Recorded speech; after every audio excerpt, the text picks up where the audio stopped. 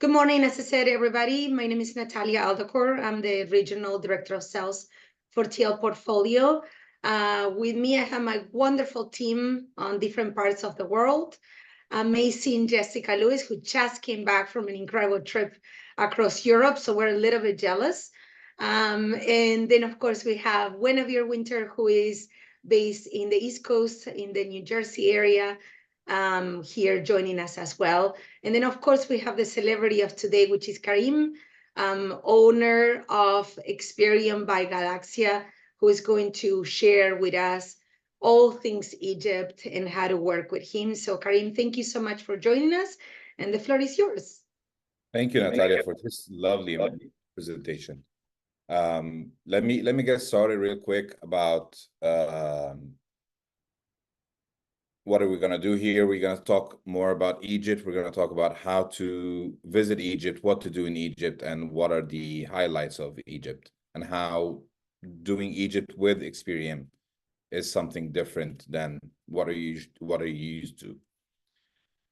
So about us a little bit. So we are a company that started 35 years ago. My father and his best friend started the company, and ever since I was 16, I worked in the company as a rep. You know, like I went to the airports, I did the meet and greets, I did the sightseeing, I did everything.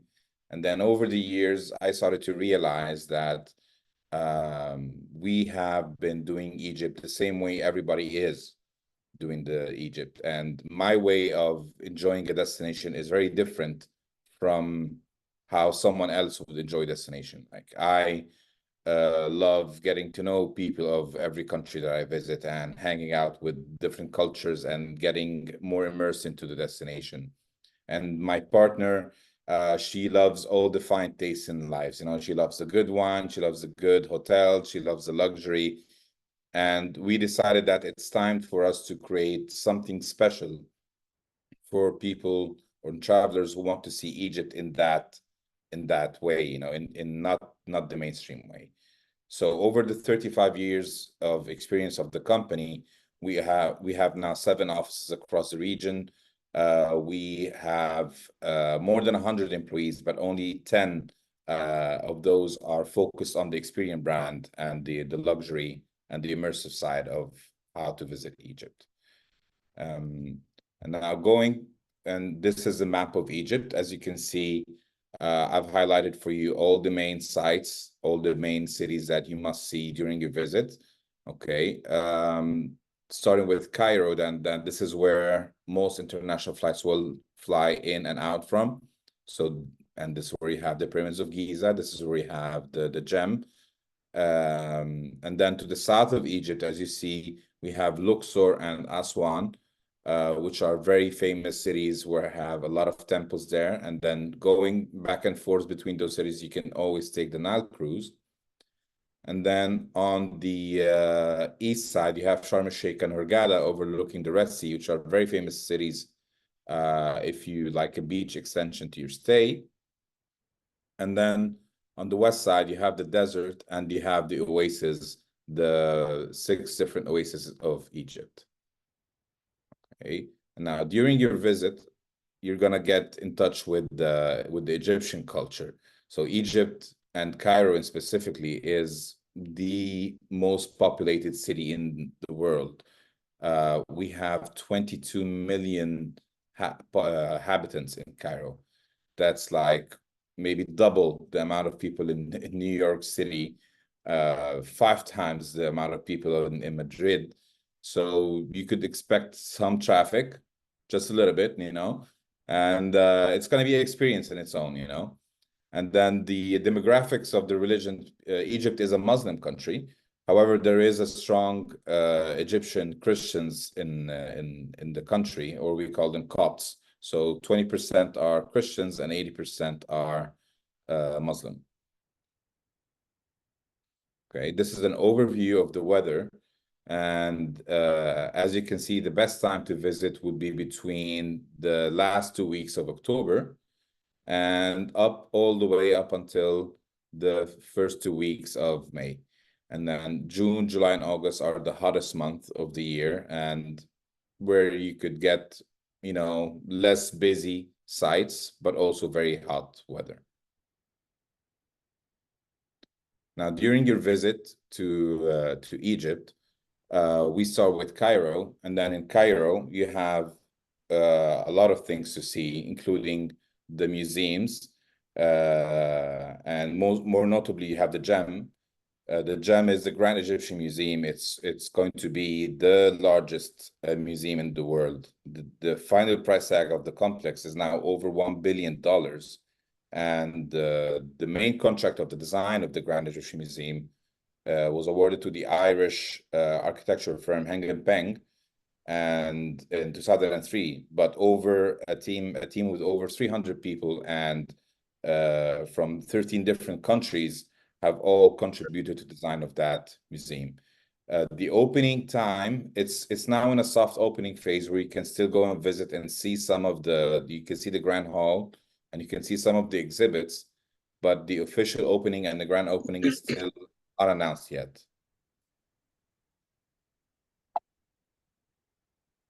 And then, of course, you have to see the pyramids in Cairo. Now, the pyramids of Giza, which are more than 4,500 years old, are a cluster of massive tombs that were built by pharaohs. The site is by far one of the oldest sites in the seven wonders of the ancient history, and the only one still standing at 450 feet tall. Karim, staying on the pyramids, and this is more of a personal question, but I wonder about if the advisors feel the same way. Obviously, when looking at the pyramids, the very obvious is obviously go see them from the outside. You can go inside, is that correct? Yes, you can go inside. If you're a bit claustrophobic, I would not recommend it. It's a very demanding climb in and out. So yeah, it's very small. You have to crouch all the way going in and right. going out. So it's physically demanding. So we usually include the visit from the outside unless the travelers they request to do the visit on the inside as well. And is this a morning excursion, or you can also, like, I guess it's in the morning because you want to see it, but also my Exactly. guess is that in the evening it's going to be completely different feel as well. So the site itself closes at 4 p.m. But we have some special guests that, for example, like to dine in front of the pyramids. So there are several options that we can provide for them to be able to have that view of the pyramids and get the explanation of the pyramids. It's not as close as it is when you go to the archaeological site itself, but you're still pretty close. You still get an unobstructed view of the pyramids while having a nice meal. And then how busy is the site? My guess is that it's extremely busy throughout the peak season. It is. It Yeah. gets really busy. However, for our VIPs, we can always have exclusive access to the pyramids 1 hour earlier or 2 hours early before opening in private, so they get the site all for themselves without any other tourists except for them. That's great. That's fantastic. And the same also can be done for the Gem or the other museums in Cairo. Fantastic. All right. Yeah. And then in Cairo, we also have to mention the accommodation and the hotels. So as Experium, with all the years of experience and all the years in the market, we have excellent connections with all the hotels.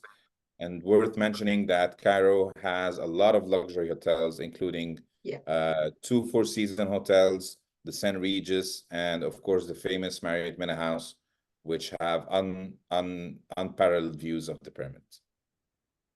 Are those the hotels that you normally suggest for clients, for luxury clients, to Yes, stay, or yeah? So during the visit, like we said, you have to come in through Cairo and leave through Cairo. So that means 2 different stays in Cairo, pre and post the Nile cruise, or visiting the other cities in Cairo, in Egypt, sorry. And then, so we would recommend a city hotel and a Pyramids hotel. So for the Pyramids hotel, we always recommend the Marriott Manor House. And then a city hotel, we either recommend the Four Seasons or the St. Regis. Fantastic.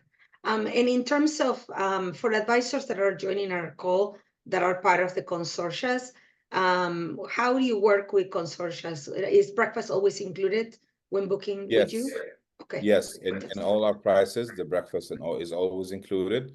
Um, we try to request an upgrade for VIPs if it's possible. Some hotels they offer it if it's available, the same way they do with Virtuoso. Yeah. However, we will not be able to offer the credit at the hotel that Virtuoso offers. That's fine. Excellent. And I see a little shopping there. Sorry, I have to acknowledge the Yeah, shopping. go ahead. So that is equal. I think like I'm speaking for my team, not for me at all, by the way. But the shopping there, that's also an excursion that you guys do separate, correct? So the shopping is embedded in the tours, and of course this could be changed depending on the agent and the traveler. But the shopping in Egypt during the tours, there are 3 different shopping stops that we do that include a story behind every shop. So there's the pyramid stop that we do, and there you visit the papyrus, and then you could see there's the stories being told, and you get a showcase of how the papyrus were made back in the day, how they ply it, how they put the pressure on it to create the papyrus paper that is very famous. Yeah. And then of course the traveler has the option to either buy or not. Nothing is mandatory, and we could remove the shopping stops altogether from the visit No, if you they. cannot remove shopping. That would be sacrilege. Look at Jessica. She just went like this. No, you can't do that. And then when looking at a trip altogether, will you say 10 days is the right number? Is a minimum of 10 Yes, days? Yeah. definitely. 10 days is the right number, especially if you're visiting from the States. It's a long journey. Yeah. I wouldn't do it for less than that. You can extend on it course. more if you'd like, add a beach stay or add a more adventurous stay, depending on what you want. But Yeah. I would say that 10 days is the perfect number. Okay. And then when looking at luxury from a luxury perspective, per person per day, what are we thinking for 10 days, give or take? What's the Give or number? take for 10 days, we're talking about around 450 or $500 per person per day. Okay. So it's interesting because it's a bucket list destination for so many people, but yet and with amazing hotels. But my guess is that the majority of that budget goes into the hotel perspective, correct? Because from a Exactly. destination perspective, it's not an expensive destination. No, it's not an expensive destination. So Egypt has gone through a series of economic situations, let's say, that made it more and more affordable for the traveler. So, like you said, the majority of that budget goes into the accommodation, and then the transportation and the land services are relatively cheap in comparison to other countries. Fabulous. And then lastly, within that, you can go through the next slide, but just looking at families, knowing that, of course, it's a far trip, as you said earlier, what have you seen with the experience that you have in terms of like kids enjoying all of this? Because I've always find it fascinating as a little nerd that I was then. Would you say like 10 years and up, 10 years old and up, are your kids really get to enjoy this? They do. They do. I mean, seeing the pyramids and hearing the stories and of how they were built, the different theories, the different sites, and the way we choose our guides and how our guides are trained is that they adapt to the clients in front of them, you know. So when we have a family with kids, they would try to turn the explanation more into an interesting story to keep the kids, you know, captured and involved with them during the visit. I know some adults that can use those stories too, so no, don't blame it on kids, but yes. All right, we can keep going. So here we have Luxor, or as it was known anciently as Tiba or Thebes. It was the capital of Egypt during the height of the pharaohs. making it one of the most significant cities in Egyptian history. It's also referred to as the world's greatest open-air museum because Luxor on its own hosts like a third of the world's monuments. The Luxor temple over there is uniquely aligned to the east and west axis, which means it faces the setting sun, and it symbolizes the cycle of rebirth, and it gives you an idea of the architectural ingenuity of the ancient Egyptians. As you can see here, these are some of the visits that you could do during your stay in Luxor. You could also do the avenue with the Sphinx, which is a ceremonial road lined with Sphinx statues that link between the Karnak temple and the Luxor temple. Or you could do the hot air balloon, which offers spectacular rides at sunrise. You have to wake up really early for that. Like you have to leave the hotel or the night cruise at 3 a.m. so you can get to that site and everything, but it's well worth it. I guarantee that. As well as the Karnak temple, which is known as the largest religious complex building ever constructed. It covers more than 200 acres, and it has temples, chapels, and mosques all in the same complex. Karim, Lisa has a really good question about the cruise departure. So she's asking, if going to Luxor for a river cruise departure, do you recommend spending a night in a hotel in Luxor, or is Luxor usually a part of a river cruise itinerary? Luxor is usually part of the river cruise itinerary as well as Aswan. So with the night cruise itineraries are designed to fit all those site visit during their navigation timeline. Got it. However, if you'd like to have it more at your own pace and enjoy more the sites and not be in a rush, more or less, I would definitely suggest getting a night before boarding the cruise. Got it. Thank you. All right. And then during the cruise, you pass through Edfu and Komombo, which are very small cities where there's one temple in each of those cities that is very worth the visit. It's a 1-hour visit. One of them is a walking distance, and the other one is you take a small bus to get there. It's a 2-minute ride, so it's not a big distance. And then you get finally to Aswan, and Aswan is a very beautiful city. It has 2 major sightseeing sites there, which is the Philae Temple, as you can see here in the pictures, which is a temple that was dedicated to the goddess Isis, it's one of the most beautiful temples in Egypt. And it was relocated when they built the Aswan High Dam, which is the other site, to protect it from flooding. And then the Aswan High Dam was completed in 1970. It's one of the most significant projects in history, for Egyptian history at least. And the creation of that dam also helped create the Lake Nasser, which is the world's largest artificial lake. And then from Aswan, you can go visit Abu Simbel. That's where we recommend an extra night in Aswan. So you can go visit Abu Simbel. The temple of Abu Simbel is about 300 kilometers to the south of Aswan. And to get there, you can either do it by car or you could do it by a quick flight. It's a 4-hour car ride and a 30-minute flight, but it's one of those sites. Yeah, I mean, you do the math. But it's one of those sites that's well worth the visit. It's very impressive. Karim, Dukis has a great question about clients that are traveling to Egypt during the Ramadan. Knowing that so many hotels and restaurants are closed, like what's your advice on that? And like, how do you navigate through that? No pun intended. She is right that during the Ramadan, things get a little bit complicated, but not that complicated because we as a country still understand that we are open for the tourism, and then not everyone is fasting. So for example, there are many hotels that are open during fasting hours, many restaurants that are open during fasting hours. Okay. All the hotels, the restaurants and the hotels and everything is functioning normally during fasting hours. Fantastic.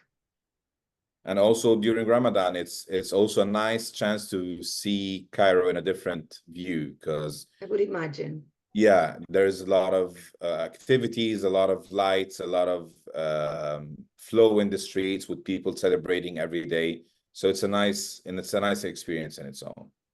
I have been in Ramadan in Dubai when in that plan. And as years went by, I did feel that it feels less of it. Is that how it feels in Egypt, or is still very No, religious? it's very different between Still Dubai very, and Egypt. Yes, in Egypt, you feel it. You really you feel feel it. it.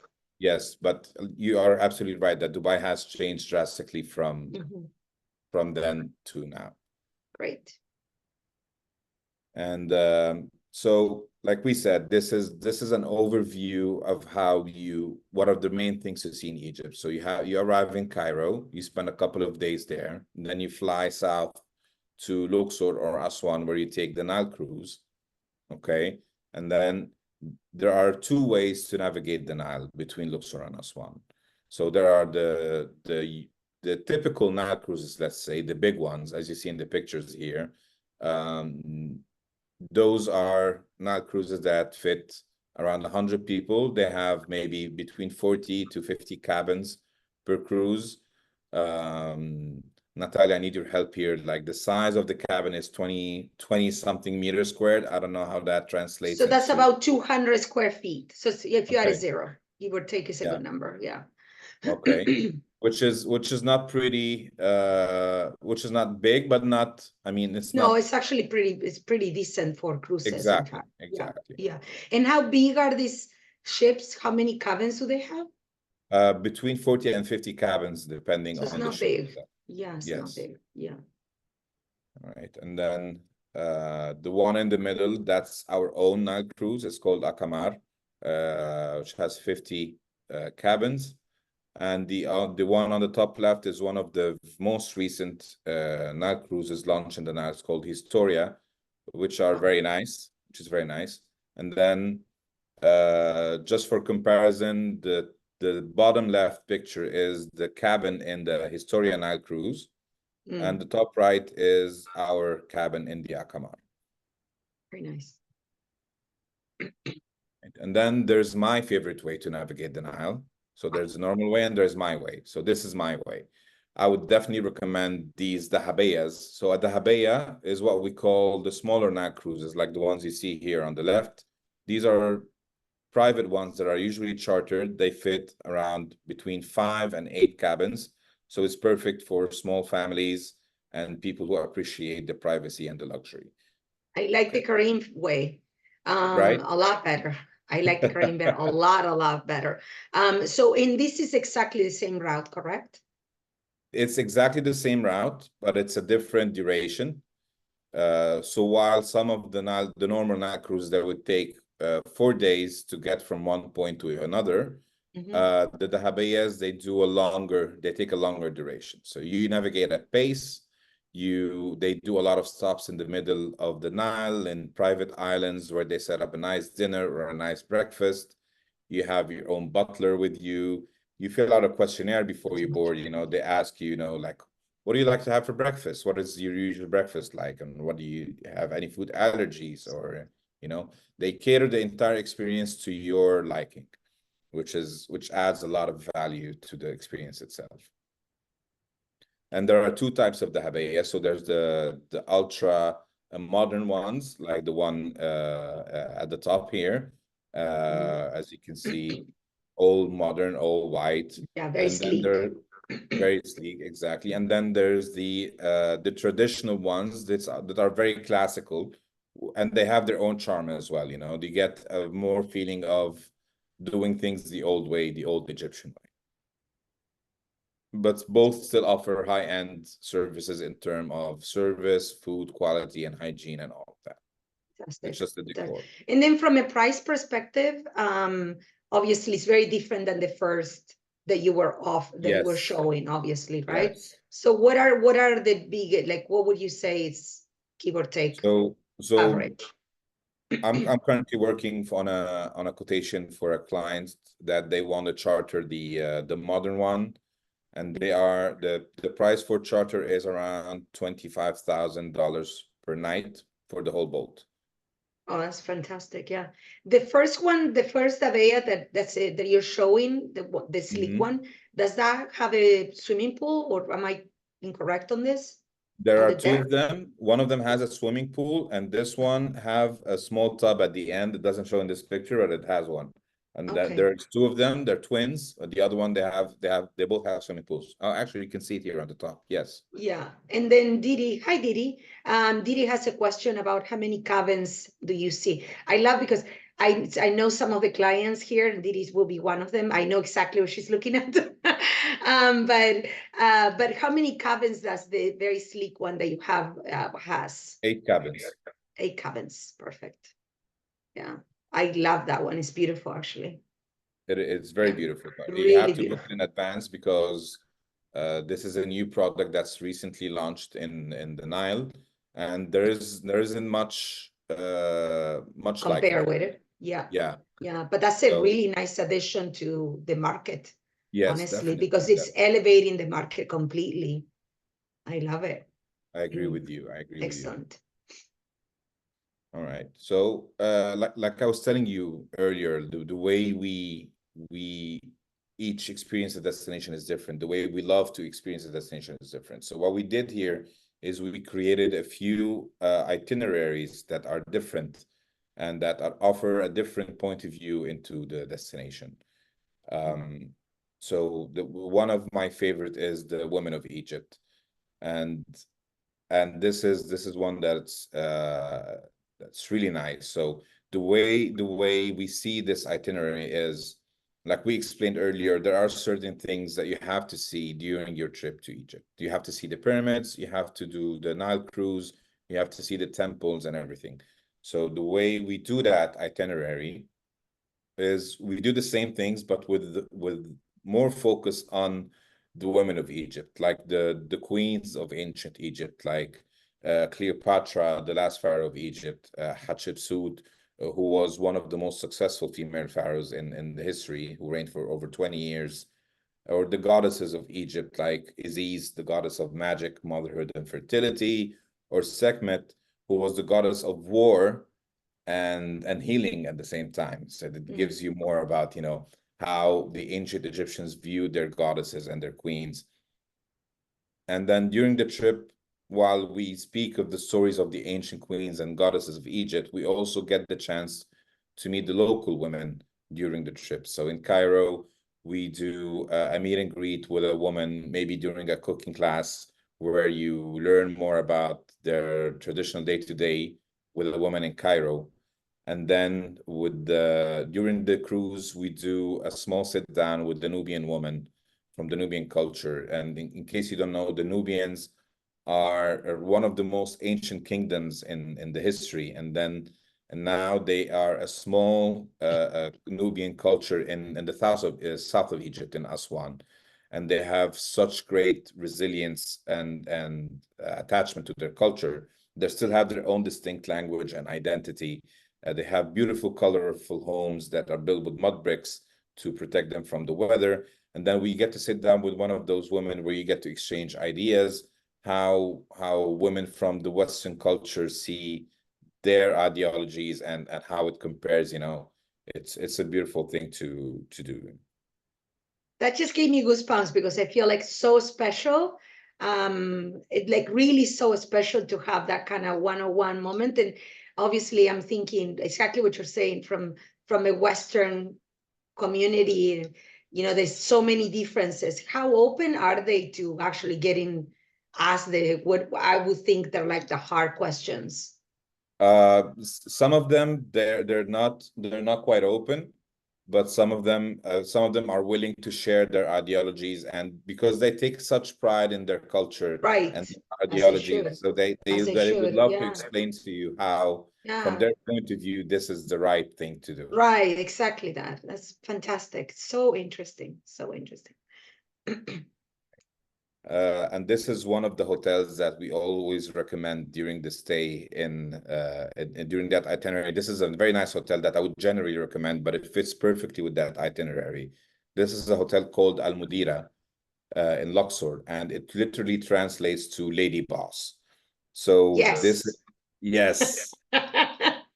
So this is a Lebanese woman who came in here during the 70s and decided to build a hotel in the middle of the Western Bank, which is the majority of it's a desert. And she decided to build a hotel there, and defying all the advices of everyone telling her like nobody's come visit you at that hotel, that you're gonna fail and everything.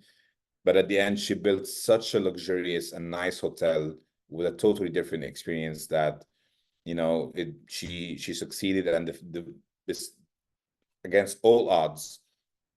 And at the end, she decided to call it Al Mudira, and then because that's what everyone called her, when she was building it. And then another itinerary that we love is called the Food of the Gods.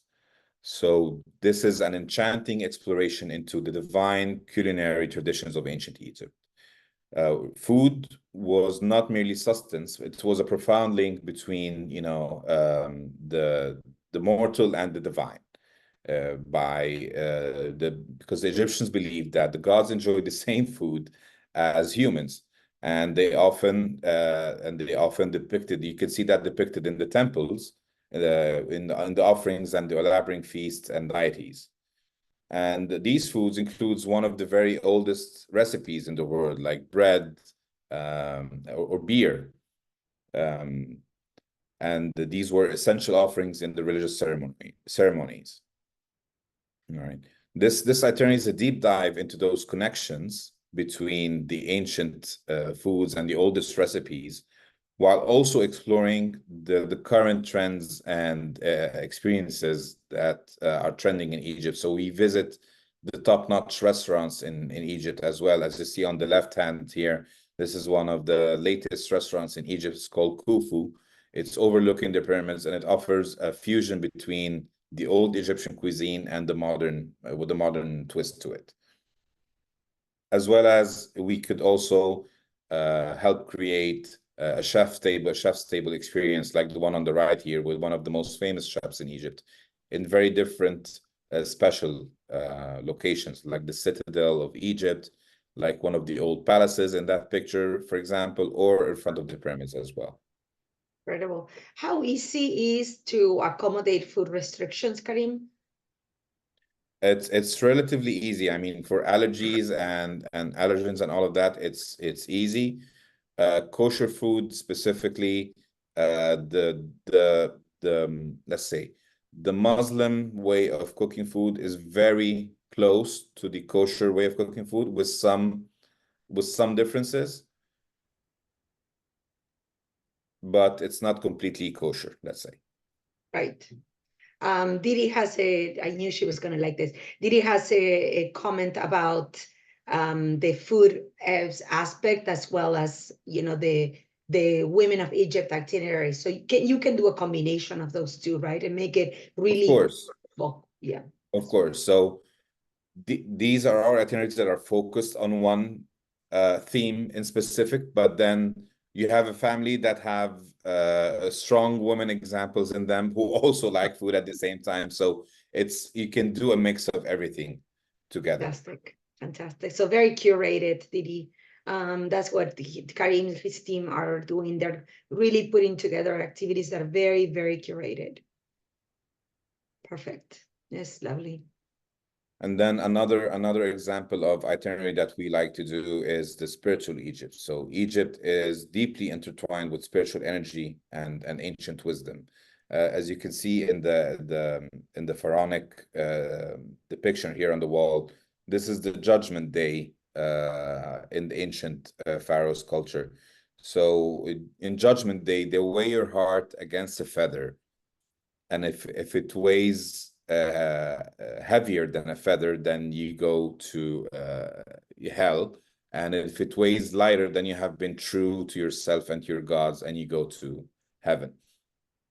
Wow. And they also believed in the presence of powerful energy points throughout their land, particularly along the river. And then temples such as Luxor and Karnak are thought to be situated on energy vortices, places where the earth energy is exceptionally potent. And meditating on these sites allows one to connect with the enduring spiritual essence. And the Great Pyramid of Giza as well is believed to be a significant energy center, offering a unique space for deep meditation and alignment with the cosmos. So we do have people who are focused on these types of itineraries and trips that, for example, like to rent out the pyramids in private a couple of hours before the official opening time, where they could easily meditate and really capture the essence of that energy. That's amazing. Yes. And not only that, from a religious point of view as well, Egypt holds a rich tapestry of Judaic and Christian history. So we all know the famous Exodus story in Yeah. Egypt. And also during Christianity, in the Christianity in Egypt dates back to the very beginning of the faith, as a tradition stating that the Holy Family sought refuge in Egypt during the King Herod's persecution. Mhm. And there's a lot of ancient churches and relics and monasteries spread across Egypt. Mhm. And then this is one of my recommendations for meditation. This is a very nice, luxurious hotel in Aswan called Benben. And as you see at the top right picture, the whole hotel was built around that rock over there. So many people used to camp out on that island just so they could meditate on that rock. And then the whole concept grew to be this very nice, lush hotel where you could still enjoy the meditation with more modern and luxurious amenities. Mhm. And then for my last suggestion for today, I'm not going to take much more from your time. This is back to the map of Egypt. We talked about the typical way to travel. So you arrive in Cairo and you fly out to Luxor and to do the Nile cruise from Luxor to Aswan. In this itinerary, we suggest an alternative way, the off the beaten pathway, which is traveling through the oasis on the left side of the Nile, all the way from Cairo, traveling through Fayoum, Bahariya, Farafra, Dakhla, and Kharga, reaching Luxor, and then doing the Nile cruise instead of taking the usual flight south. It's a great option. So here you can see you go through very small villages where you get to interact with the local culture there. This was the bottom middle picture was during one of our visits to a local school. During our way, we brought gifts to the kids and everything. As you can see, they were very happy with it. And then on the left hand, you see a picture of the White Desert, which is one of my favorite places in Egypt. It's a place where when you get there, you feel like it's out of this world. It's all filled with these white rock formations that have been forming over millennia of wind and rain and everything. And then for this itinerary, this is my recommended hotel. It's called Aderere Alimal. It's a mix between elegance and luxury and ecolodge in the beautiful oasis of Siwa. It's an absolutely breathtaking hotel. It's an experience of its own to spend a couple of nights there. Yeah, it looks super special. It What is is. the picture that I'm looking at on the left On the hand? bottom left, these are Yeah. the crystallized water eyes that we like to call them eyes in the middle of the oasis. And these are iodized water that you could spend the day. There are people who are traveled from everywhere from the world just to come spend a couple of days in this water. They believe it has healing capabilities. Yeah, it looks incredible. Yeah. So last thing, I'm going to leave you with a video. I'm not sure if you can hear the voice or not, but this is like a small glimpse of everything you could see through your visit to Egypt. This is fantastic. I don't know if anybody has any last questions before we close this session. Thank you so much, Karim. It's truly, we can talk about this for hours and hours. It is an incredible destination and it's such a bucket list for so many people. We are about to start the season actually in October, right? So it's important for everybody to keep that in mind. I also wanted to speak about the white elephant in the room, which is like the safety of Egypt right now during these times. And I don't know if you can share some light on that, Karim. Oh, you froze or not? Let's just see.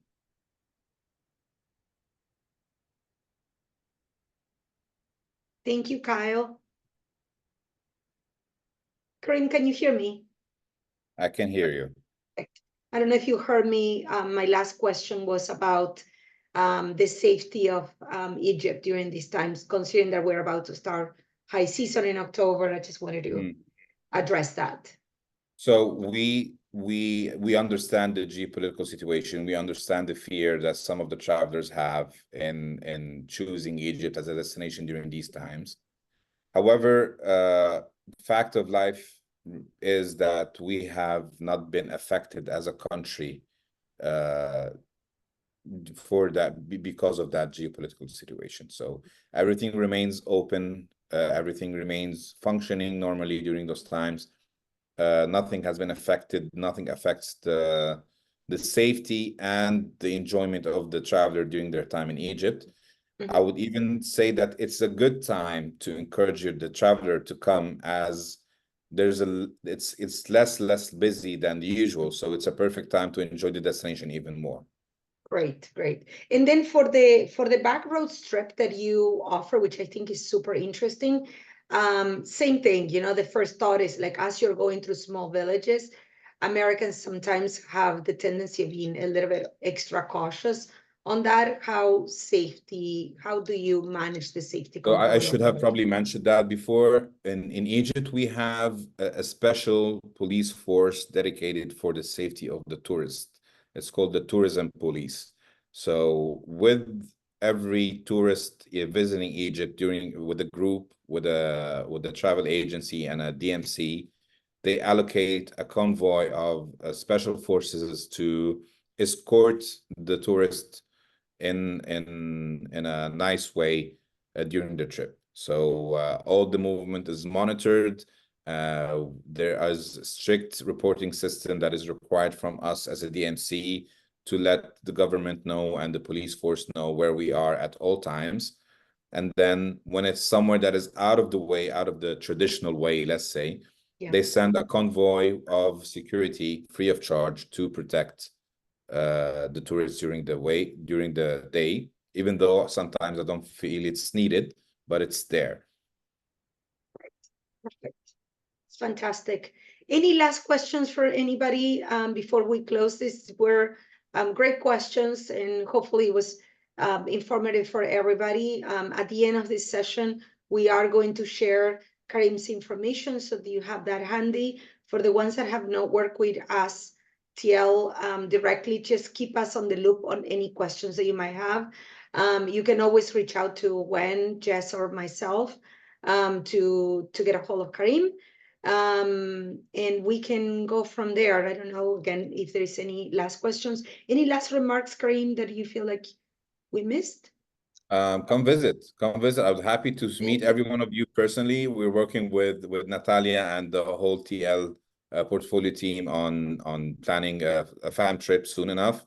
So I hope all of you could be able to join so I could meet you all personally and show you the beauty of this country and the stories it holds. Fantastic. Thank you, everybody. Thank you so much. Well, we have a couple that are going to be there in April. So there it is. Let me know. Get in touch so we can Thank meet. you, We can meet for a everybody. drink. Thank you. Thanks.